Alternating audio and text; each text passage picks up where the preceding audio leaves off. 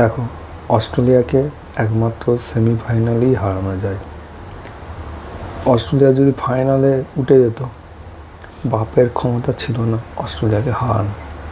তুমি এদিকে হিস্ট্রি দেখে বুঝে, অস্ট্রেলিয়া একমাত্র সেমিফাইনালেই হারে, সেটা প্রমাণ হয়ে গেল। এর আগেও হয়েছে, T20 ওয়ার্ল্ড কাপও হয়েছে, অনেকবার হয়েছে। সেমিফাইনাল যদি জিতে যায়, অস্ট্রেলিয়াকে হারানো মুশকিল। ফাইনালে একটা অন্যরকম অস্ট্রেলিয়া তৈরি হয়ে যায়। 2003-এ যখন অস্ট্রেলিয়া ফাইনালে জিতেছিল, 350 করেছিল, সবাই বলছিল ড্রাগ খেয়ে নেমেছে, হ্যাঁ ড্রাগ খেয়েছে। তা বুঝতে পারছো তো, অস্ট্রেলিয়া যখনই ফাইনাল ওঠে তখনই একটা ভয়ঙ্কর অস্ট্রেলিয়া তৈরি হয়ে যায়। এখন অস্ট্রেলিয়া এই যে সেমিফাইনালটা ভারতের কাছে আজকে যে হারলো, কেন হারলো?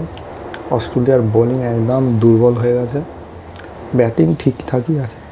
অস্ট্রেলিয়াকে প্রথম টসে জিতে ব্যাট করাটা উচিত হয়নি, চেস করা উচিত। কেন? অস্ট্রেলিয়ার বোলিং এখন পজিশন তো খারাপ হয়ে গেছে। অস্ট্রেলিয়া ভালো খেলেছে, ভারত আরও ভালোই খেলেছে, কিন্তু ভারতের প্লেয়ার দেখ, 3-4টে অলরাউন্ডার, শক্তিশালী একটা অলরাউন্ডার। ভারতের মতন খেলতে পারবে অন্য কেউ আর আছে? ভারতই পারবে, ভারত ছাড়া আর কেউ পারবে না। এবার তো বোঝাই যাচ্ছে। আমার মনে হয় নিউজিল্যান্ড আর সাউথ আফ্রিকার মধ্যে সাউথ আফ্রিকায় জিতবে। আবার T20 ওয়ার্ল্ড কাপের মতনই হতে চলেছে।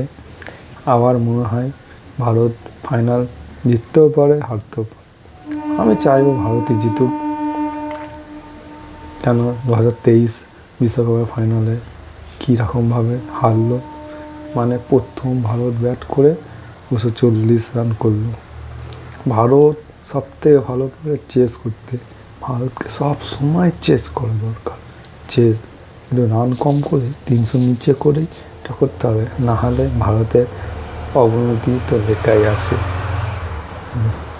তাহলে বন্ধুরা,